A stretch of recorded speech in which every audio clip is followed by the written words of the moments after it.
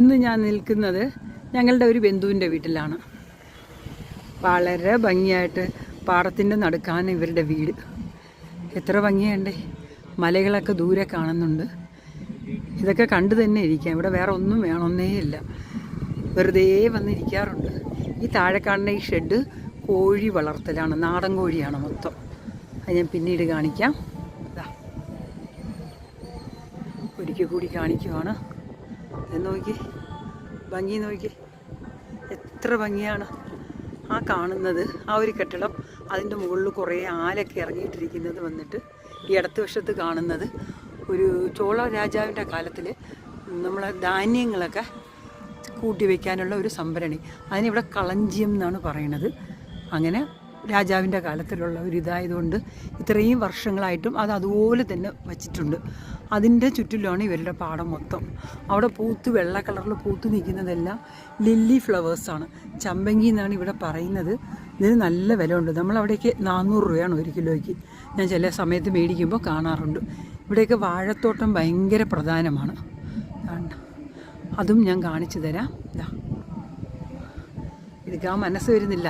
കേരളത്തിലുള്ള മക്കൾക്കും ഇതിൻ്റെ ഞാൻ ആസ്വദിക്കുന്നത് കുറച്ച് അറിയട്ടെ, ആസ്വദിക്കട്ടെ എന്നുള്ളൊരു ഇതിലും കൂടെയാണ് ഞാൻ ഈ യൂട്യൂബ് ചാനൽ തുടങ്ങിയിരിക്കുന്നത്.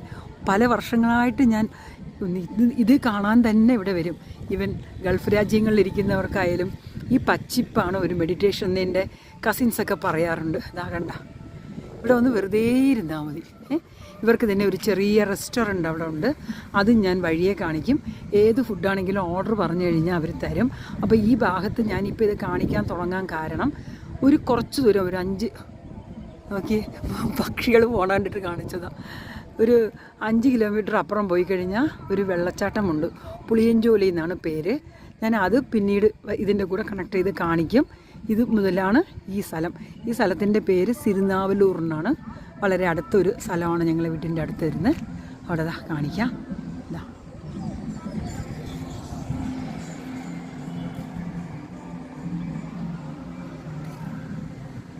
പച്ചിപ്പ് കണ്ട, അല്ല പക്ഷികളൊക്കെ കൂടെ നിണയുന്ന സമയമാണ്. ഞാൻ ഈ സംസാരിക്കുമ്പോൾ പെട്ടെന്ന് എന്തെങ്കിലുമൊക്കെ വാക്കുകൾ മാറിപ്പോയാലൊന്നും വിചാരിക്കരുത്. ഞാനും നിങ്ങളെപ്പോലെ ആസ്വാദനയിൽ ഇരിക്കുകയാണ്. ആസ്വദിച്ചുകൊണ്ടിരിക്കുന്നതുകൊണ്ട് എനിക്ക് പെട്ടെന്ന് ചില വാക്കുകൾ തപ്പിയാൽ കിട്ടാറില്ല. പക്ഷികൾ പോകണണ്ട. വാവ്, സൂര്യൻ അസ്തമിക്കുന്ന സമയമാണ്.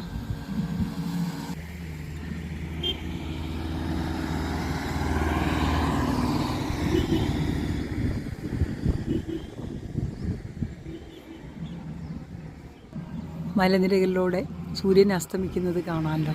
ആ കാണുന്നതെല്ലാം അടയ്ക്കയുടെ തോപ്പാണ്. ഇവിടെ അങ്ങനെ അടയ്ക്ക അധികം കാണാറില്ല കേട്ടോ. എന്നാലും വളരെ ചുരുക്കം ചില സ്ഥലങ്ങളിൽ കൃഷികളെല്ലാം ഇവിടെ ഉണ്ട്. ഞാനിവിടെ കാണുന്നത് എല്ലാ കൃഷിയും ഇവിടെ കാണാറുണ്ട് കേട്ടോ. നമുക്കവിടെ കിട്ടാത്തത് തൊട്ടപ്പുറത്തൊക്കെ കരിമ്പിൻ്റെ തോട്ടമായിരുന്നു. ഒരാളിതാ പാടത്തിൻ്റെ നടുക്കിലൂടെ നടന്നു വരുന്ന കണ്ടേ, അദ്ദേഹം വേണ്ട. ആ ദൂരെ കാണുന്ന അത്രയും അടയ്ക്കയുടെ തോട്ടവും വാഴത്തോട്ടവുമാണ്. ഞങ്ങൾ തൊട്ടപ്പുറത്ത് താമസിക്കുന്നവരുടെ ഇതാണ്. അത് കാരണം അവരുടെ സ്ഥലമാണത് അത്രയും. അവിടെ നിന്ന് ചിലപ്പോൾ ഞങ്ങൾക്ക് അടയ്ക്ക അവരെന്തെങ്കിലും ഉത്സവ കാലങ്ങളിലൊക്കെ അവർ കൊണ്ടുവന്ന് തരും. വാഴയിലേക്ക് വേണമെങ്കിലും വാഴക്കുടപ്പനൊക്കെ അവർ കൊണ്ടുവന്ന് തരാറുണ്ട് കേട്ടോ. സ്നേഹം അത് വളരെ പകർന്നു കിട്ടുന്ന ഒരു സ്ഥലമാണ്. കേരളത്തിന് ഞാൻ ഇതായിട്ടല്ല പറയുന്നത്. നമുക്ക് ഇവിടെ വരുമ്പോൾ കുറച്ചുകൂടെ എന്താ പറയുക, നാട്ടിൻപുറങ്ങളല്ലേ, അവിടെയും ഉണ്ടാവും. എല്ലാം ഓപ്പണാണ്, എല്ലാം മനസ്സും എല്ലാം തുറന്നിരിക്കും. അപ്പം നമുക്ക് എന്ത് വേണമെങ്കിലും അങ്ങോട്ട് ചോദിക്കാം. അതേപോലെ അവർ എന്തും നമ്മൾ പോകുമ്പോൾ കൈ നിറയെ തരും. അത് കേരളത്തിലുമുണ്ട്, ഞാൻ കണ്ടിട്ടുണ്ട്. കപ്പയൊക്കെ കായ്ക്കുന്ന സ്ഥലമാണെങ്കിൽ നമുക്കിഷ്ടം പോലെ കപ്പയൊക്കെ അവർ കൊടുത്തുവിടും.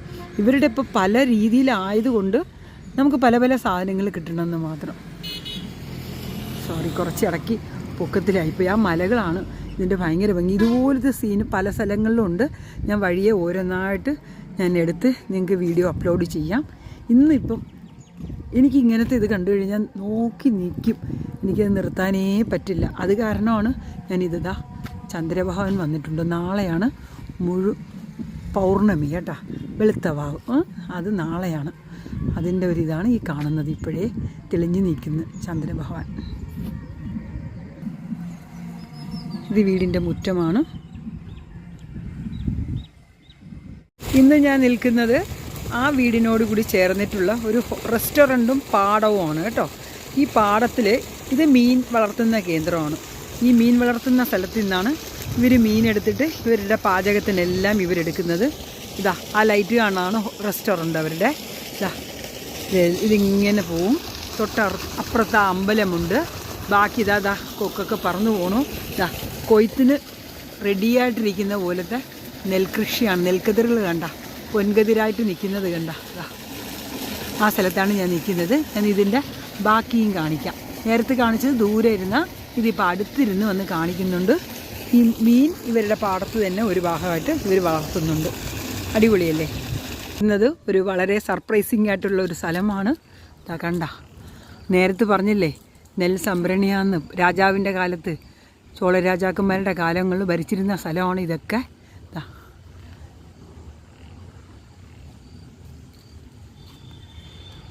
ഇത് ഇവിടുത്തെ ഒരു പെറ്റാണ്. റെമോ എന്നാണ് പേര്.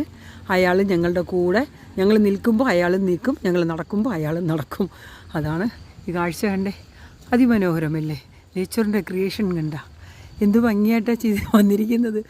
ആ നെൽകൃഷി ഞാൻ ഒത്തിരി വർഷങ്ങളായിട്ട് ഉള്ളതാണ്. ചോള രാജാവിൻ്റെ കാലത്തുള്ളതല്ലേ. എന്ത് നാച്ചുറലായിട്ട്. അത് കാരണം നിങ്ങളെല്ലാവരും ഇവിടേക്ക് വരിക കേട്ടോ. നമ്മൾ ഈ ചുമ്മാ ഫോറിനിൽ പോകണത് മോശം എന്നല്ല പറയണത്. ഇതൊക്കെ നമ്മളെ ഭാരതത്തിലെ പല പല സ്ഥലങ്ങളിലുള്ള ഉൾപ്രദേശങ്ങളൊക്കെ കയറി കാണുക. ഇതെനിക്ക് ഭയങ്കര ഇഷ്ടമുള്ള ഒരു കാര്യമാണ്, ഈ ഉൾപ്രദേശത്തോട്ട് പോവുക എന്ന് പറയണത്. ഇതൊന്നും തന്നെ മാൻമെയ്ഡല്ല. എല്ലാം നമ്മളുടെ പ്രപഞ്ചത്തിലുള്ള ഓരോ ശക്തികളുടെ ഓരോ അലങ്കാരമായിട്ട് കാണുന്ന ഓരോ വസ്തുക്കളാണ്. ഇത് നോക്കിക്ക് എന്തു ഭംഗിയായിട്ടായിരിക്കുന്നതെന്ന്. വരണം കേട്ടോ, എല്ലാവരും വരണം. ഞാൻ ഇതിൻ്റെ കൂട്ടത്തിൽ തന്നെ ഇനി ഇതിനെ കണക്ട് ചെയ്തിട്ടുള്ളതായിരിക്കും. എങ്ങനെ വരണം, എങ്ങനെ താമസിക്കണം, എങ്ങനെ ആഹാരം കഴിക്കണം, എല്ലാ കാര്യങ്ങളും ഞാൻ നിങ്ങൾക്ക് പറഞ്ഞു തരും. അതെല്ലാം ഫോളോ ചെയ്യുക കേട്ടോ. ഞാൻ ഇത് ഒരു സർവീസായിട്ട് തന്നെയാണ് ഞാൻ മനസ്സിലാലോചിച്ചത്. ഞാൻ ആസ്വദിക്കുന്നത് നിങ്ങൾക്കും കൂടെ കാണിക്കുക എന്നുള്ളതാണ്. വാവ്, ഇതെൻ്റെ ഒരു സഹോദരിയാണ്. ഇവരാണ് ഇവിടെയൊക്കെ നോക്കുന്നത്. അവരെന്നെ വിളിച്ചുകൊണ്ട് വന്ന് ഉള്ളിലോട്ടൊക്കെ കാണിച്ചതാണ്. സന്ധ്യയ്ക്ക് ഇത്തിരി ഇരുട്ടി തുടങ്ങുന്നുണ്ടേ. ബാക്കിയുള്ളത് പിന്നാലെ കാണിക്കാം. വളരെ പഴയ ഒരു മാവാണ്. നല്ല മാങ്ങ കിട്ടുന്ന സ്ഥലമാണ്. തേക്ക് കുറേ വെച്ച് പിടിപ്പിച്ചിട്ടുണ്ട്. ഇവിടെ ഒരു വലിയ കിണറുണ്ട് കേട്ടോ. വലിയ കിണറാണ് ഇത്. ഇവിടുത്തെ വലിയ കിണറാണ്. ഞാൻ അടുത്തോട്ടൊന്നും പോകുന്നില്ല. ഇങ്ങനെ വെള്ളമൊക്കെ ഇതിലേക്കൂടെ പാടത്തേക്കൊക്കെ വരുന്നതാണ്. ഇത് നോക്കി, ചന്ദ്രഭഗവാൻ തിളങ്ങി നിൽക്കുവാണ്. നാളെ മുഴുവൻ ഫുൾ മൂണാന്ന് പറഞ്ഞില്ലേ, പൗർണമി.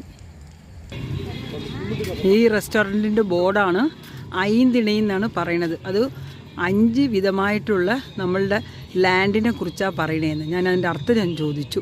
നീർനിലം അങ്ങനെയൊക്കെ പറയുന്ന രീതിയിലുള്ള 5 ഇതും കൂടെ ചേർന്നതാണ്. Family restaurant AC എന്നായിട്ടിരിക്കുന്നത്. ഞാൻ ബാക്കിയും കൂടെ കാണിക്കാം ഈ റെസ്റ്റോറൻറ്റിൻ്റെ.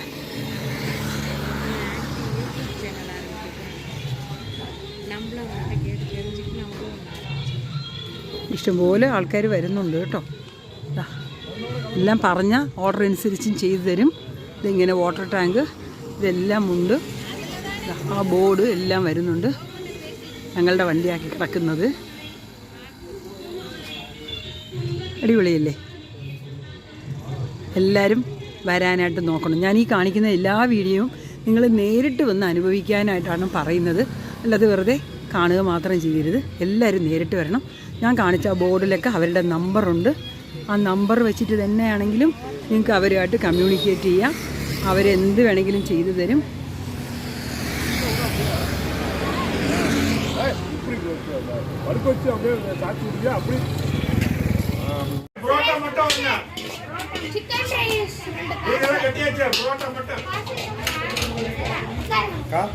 റെസ്റ്റോറൻറ്റിൻ്റെ ഉൾഭാഗമാണ്. അവരിവിടെ ഇങ്ങനെ ഒരു ഇതും വച്ചിട്ടുണ്ട്. ഇവിടെ ഒരു ചായയും കാപ്പിയൊക്കെ ഇടാനായിട്ട് ഒരു ചെറിയ സെറ്റപ്പാണ്. രാത്രിയാകുമ്പോൾ നല്ല തിരക്കാണ്. അതുകൊണ്ട് പുറത്തും ഒരു ടേബിളും ചെയർ ഇടാറുണ്ട്. ഇത് അവരുടെ കുക്കിംഗ് ചെയ്യുന്ന കിച്ചൺ ഏരിയ ആണ്. അവിടെ 3-4 പണിക്കാരുന്ന് കുക്കിംഗ് ചെയ്യുന്നുണ്ട്. ഇത് AC സ്ഥലമാണ്.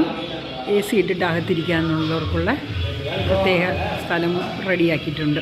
ഞാൻ ഈ കാണിച്ചതെല്ലാം തന്നെ നിങ്ങൾ വളരെ ആസ്വദിച്ച് കാണുമെന്നറിയാം. ഒരുപാട് കാര്യങ്ങൾ എനിക്കിതുപോലെ പറയാനുണ്ട്. അതുകൊണ്ട് എല്ലാം സബ്സ്ക്രൈബ് ചെയ്യുക. Thank you.